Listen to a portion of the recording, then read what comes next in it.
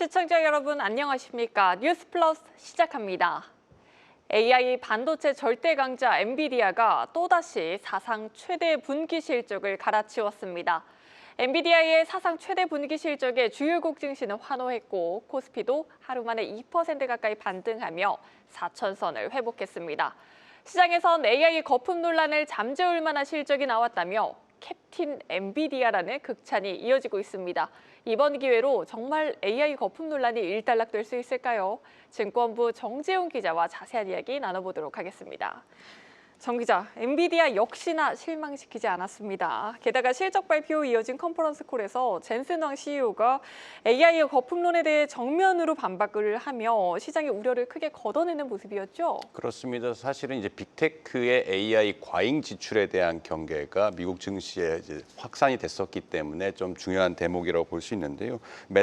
메타와 오라클 그리고 구글에 이어서 최근에 아마존까지 인공지능 데이터 센터 건립을 위해서 이제 수백억 달러의 회사채를 발행한 게 좀 우려를 키우고 있었죠. 사실 시장에서는 이 AI 거품을 경계하는 동시에 엔비디아의 어닝 서프라이드를 기다리는 약간 모순적인 상황이 이어지고 있었습니다. 잠깐 엔비디아 실적 정리를 좀 해보면요.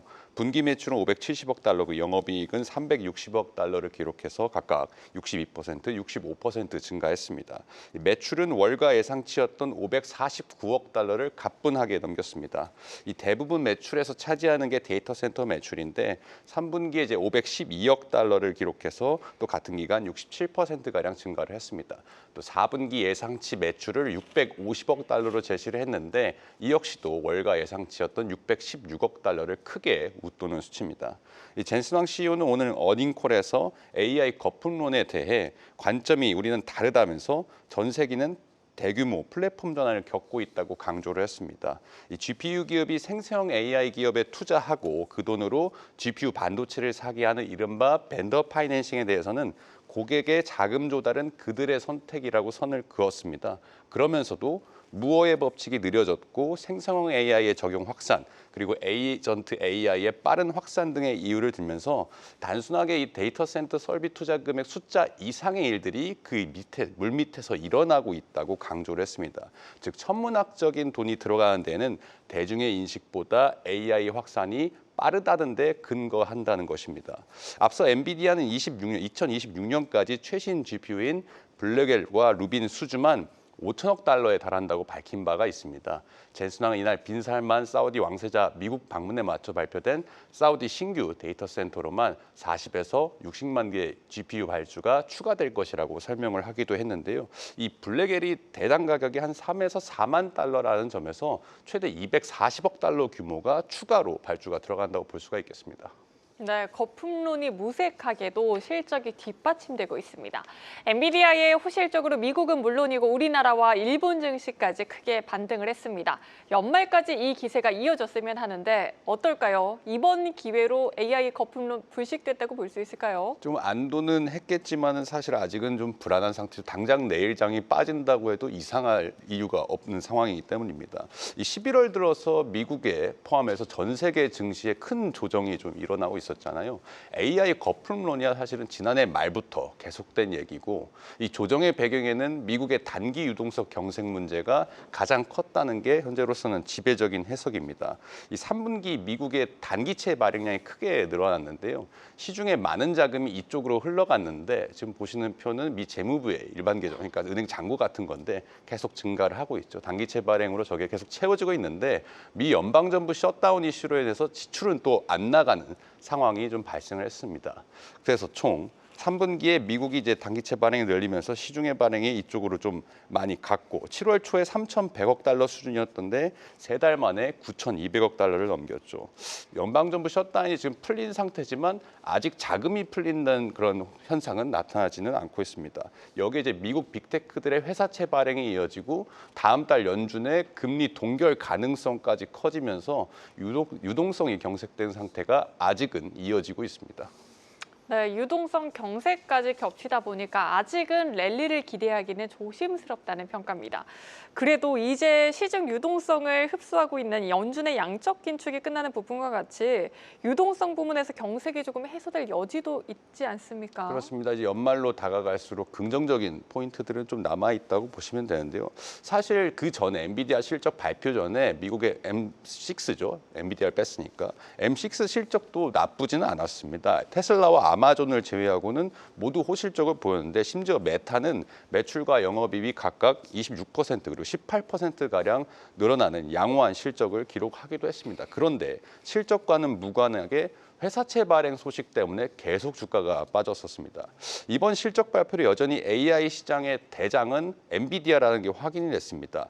AI 하면은 이제 금광과 청바지 사례 비교가 많이 나오잖아요. 그러니까 지금까지 골드러시의 청바지 기업만 계속 돈을 버는 구조라는 데서 AI 거품론은 또다시 등장할 가능성이 높습니다. 당장 오늘만 해도 은퇴를 선언했던 영화 이제 빅쇼트 주인공으로 유명하죠. 마이클 버리가 엔비디아 매출 구조를 의심하며 수치가 과장됐을 것이라고 지적을 하기도 했는데요. 즉 이제 조정이 여기서 끝인지는 사실 아무도 모르는 일입니다. 다음 달 연준의 금리 인하 동결 가능성이 크지만 양적 긴축은 또 끝이 나고 이 셧다운 해제에 따른 재정 지출도 늘어날 전망이기 때문에 유동성 경색 요인은 있다라는 것이 지금 확실하게 말할 수 있는 포인트라고 볼 수 있습니다. 이 젠순항은 어닝콜에서 대부분의 기업들이 에이전트 AI를 도입하고 있다고 강조를 했습니다. 실제 이달 발행한 이제 맥킨지의 보고서를 보면은 기업을 상대로 이제 설문조사를 한 리포트가 있는데요. 이 조사 대상 기업 가운데 88%가 하나 이상의 비즈니스에 AI를 도입하고 있다고 분석을 하고 있습니다. 이 AI 에이전트 증가는 AI 학습 대비 추론의 영역을 더 확장시킵니다. AI 추론에서는 이제 넓은 대역폭보다는 전력 효율성이 우선되기 때문에 HBM 같은 고대역폭 메모리보다는 일반 디램, 그러니까 DDR5 같은 고성능, 고용량 디램이 더 적합한데요. 마침 레거시 메모리 강자인 삼성전자가 3분기 만에 이번에 디램 점유율 1위를 탈환을 했습니다.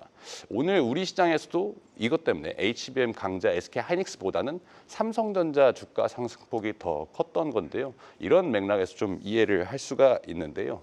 이 시장은 AI 거품을 경계하는 동시에 인공지능의 넥스트 스텝을 현재 기다리고 있다라고 좀 말씀을 드릴 수 있을 것 같습니다.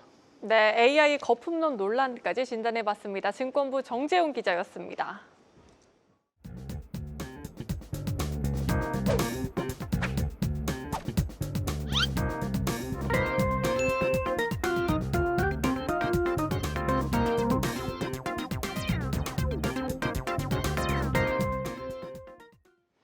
매주 목요일 만나는 우리 동네 집값 시간입니다. 10.15 부동산 대책이 나온 지 불과 한 달 만에 서울 아파트값 상승률이 다시 커졌습니다. 이번 주 서울 아파트값은 지난주보다 0.2% 오르며 대책 발표 이후 처음으로 상승폭을 다시 확대했습니다. 이 같은 상승세는 한강벨트가 주도했는데요. 송파는 다시 과열 구간에 진입을 했고요.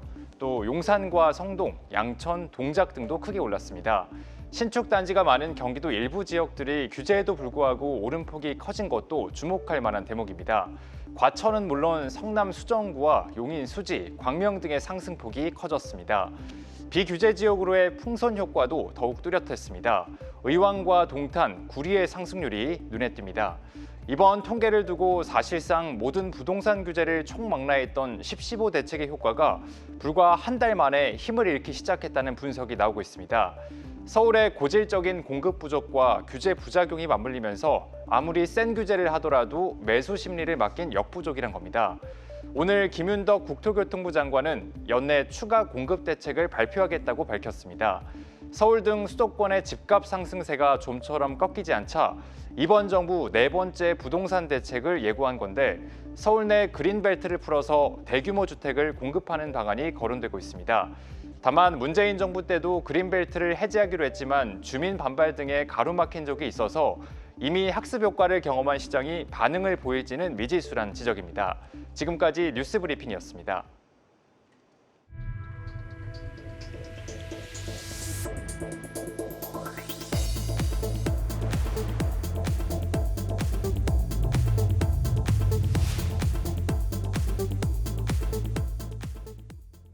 15 대책의 효과는 떨어지고 있지만 그 부작용은 더 심각해지고 있습니다.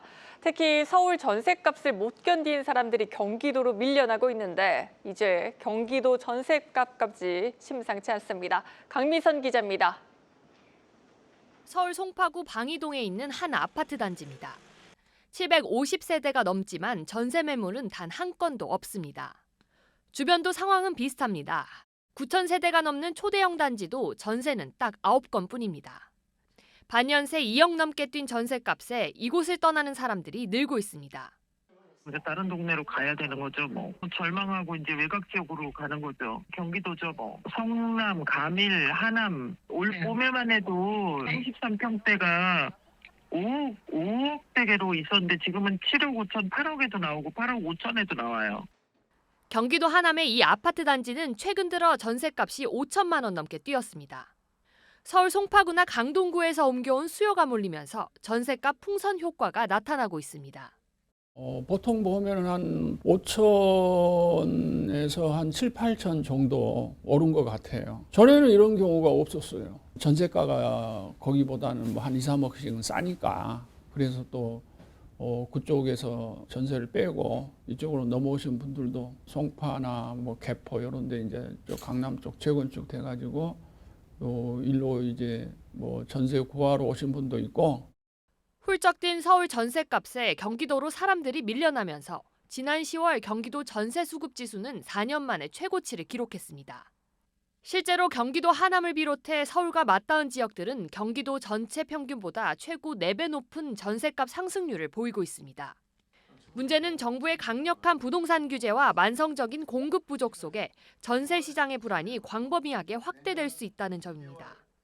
규제를 하다 보니까 이제 매물 잠긴 현상이 생기는 거예요. 자, 문제는 전월세 가격의 등락폭은 매매 가격의 선행지수입니다. 내년 상반기에는 전세 금액 상승률이 지역별로 차이는 있지만 많이 올라가는 데는 한 1.5배, 적어도 1.23배 정도 올라갈 거라고 봅니다. 특히 내년부터 서울의 입주 공백이 본격화하면서 전세 시장 불안이 구조적으로 고착화될 수 있다는 지적도 나오고 있습니다. 한국경제TV 강미선입니다. 피지컬 AI 시대가 도래하는 현 시기, 보잉 로봇의 아버지로 불리는 마크 레이버트 보스턴 다이내믹스 창립자가 한국을 찾아 지금은 로보틱스에 대한 규제보다 투자가 더 필요한 시점이라고 역설했습니다. 특히 산업 현장을 넘어 집에서 실생활을 보조하는 가정용 로봇의 상용화가 결국 휴머노이드의 정착지가 될 것이라고 전망했습니다. 이서우 기자입니다. 로봇이 원자력 발전소에서 설비를 점검하고 예상치 못한 변수에도 침착하게 박스를 옮깁니다. 인기 그룹의 춤 동작까지 그대로 재현해 공연도 선보입니다. 로봇의 대가로 불리는 마크 레이버트 보스턴 다이내믹스 창립자는 한국경제TV가 주최한 2025 글로벌 미래기술 포럼에서 산업 현장을 넘어 실생활을 보조할 수 있는 가정용 로봇의 상용화가 휴머노이드의 종착지가 될 것이라고 전망했습니다. 일정한 구조와 방식을 유지하는 생산 공장과 달리 집은 보다 복잡한 환경을 가지고 있어 모든 변수에 따른 행동 양식을 갖춰야 하기 때문입니다. I think the one most interesting today is the 1X from Norway. It's interesting because they're going right for use of the robot in the home. And the home is a very complicated place for a robot. 이 같은 로보틱스 산업의 성장을 이끌기 위해선 규제보다 투자가 더 필요한 시점이라고 강조했습니다. 한국 역시 선제적으로 균형 잡힌 투자를 추진해야만 글로벌 시장에서 피지컬 AI 경쟁 우위를 확보할 수 있다고 조언했습니다. 특히 미국 정부가 미래지향적인 로보틱스 스타트업에 일찍이 지원을 추진한 반면 일본의 경우 그 분야가 대기업에 그쳤던 것을 근거로 들었습니다. You know, in the 1980s, Japan was seen by many as the super leader in robotics. But one of the things you didn't see was startups, and you also didn't see interaction between university people and companies. 현재 모든 산업의 패러다임을 바꾸고 있는 인공지능을 통해 로봇이 인간의 행동을 정교하게 수행하는 시대가 도래할 것이라는 전망입니다. 한국경제TV 이서우입니다. 엔비디아가 실적으로 AI 거품론을 일단락시킨 가운데 과거의 닷컴 버블과는 달리 AI 산업이 훨씬 더 성장할 것이라는 분석이 나왔습니다. 닷컴 버블 때와는 달리 AI 기업들이 실제로 호실적을 내고 있고 전 세계적으로 투자 수요가 크게 증가하고 있기 때문입니다. 이어서 성나균 기자입니다.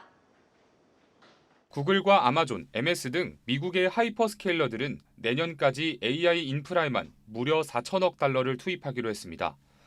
여기에 대형 펀드와 중동 자본의 투자 속 AI 시장의 자금 집행이 사상 최대 속도입니다. 일각에서는 AI 거품론을 제기하고 있지만 빅테크 기업들이 호실적을 내고 있기 때문에 거품론은 기우일 것이라는 분석입니다. AI 분야의 높은 매출이 닷컴 버블과의 가장 큰 차이점이라는 겁니다.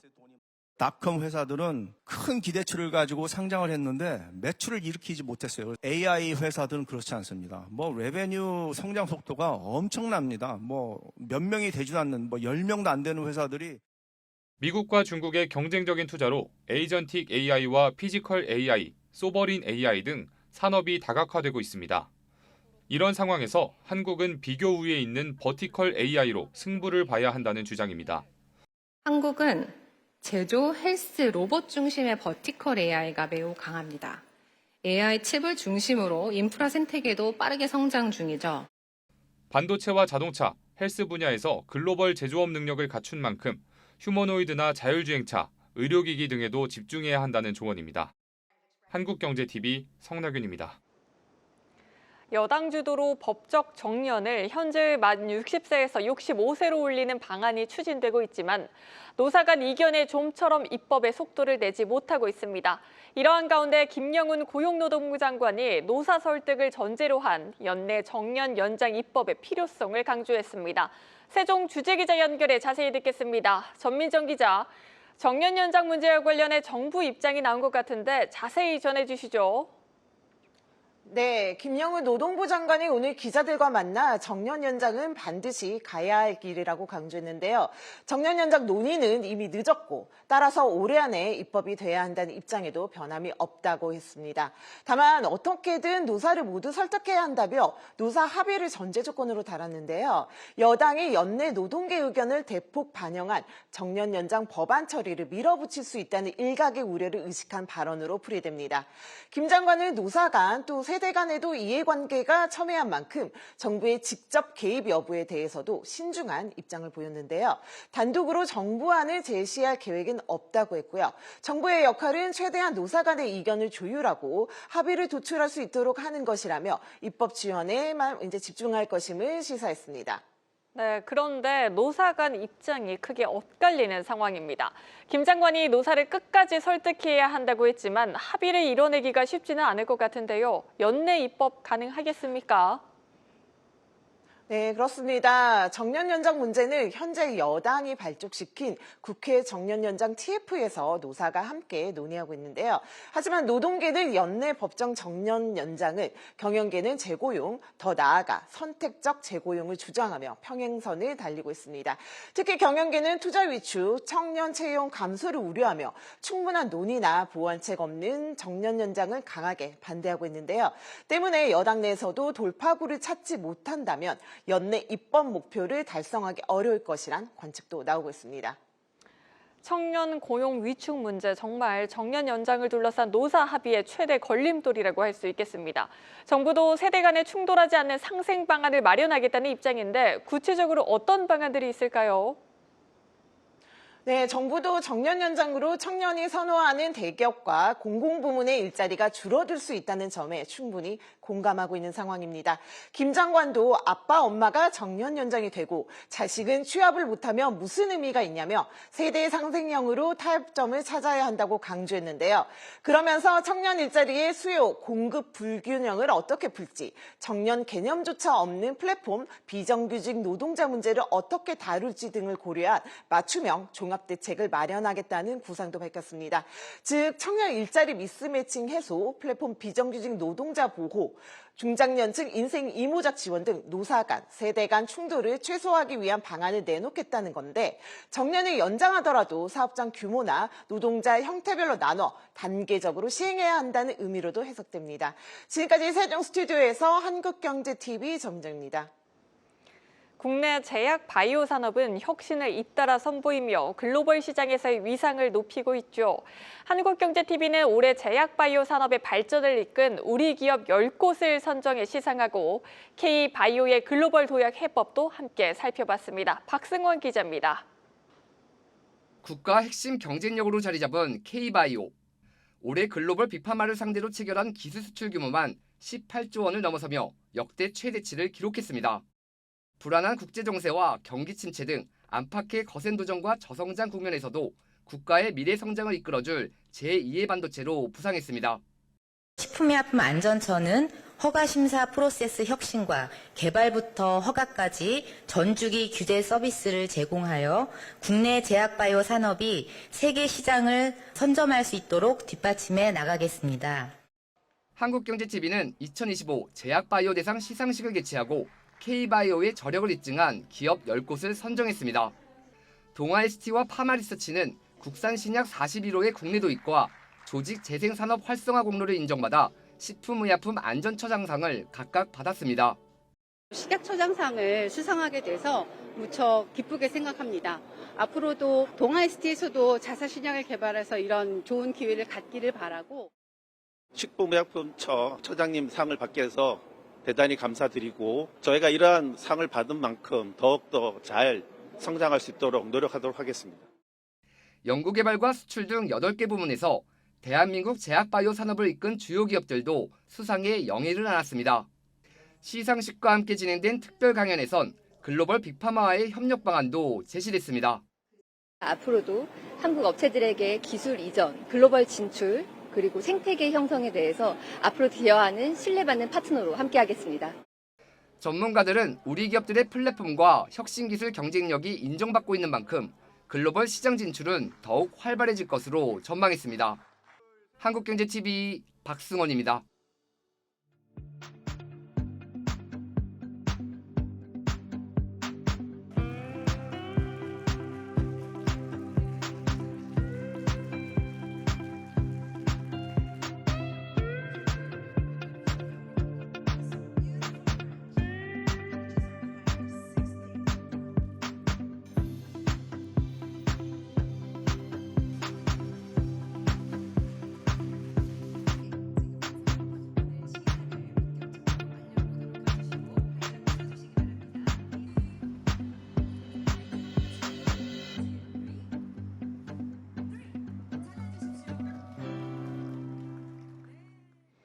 저희가 준비한 뉴스는 여기까지입니다. 저희는 다음 주 월요일 이 시간 다시 돌아오겠습니다. 시청해주신 여러분 고맙습니다.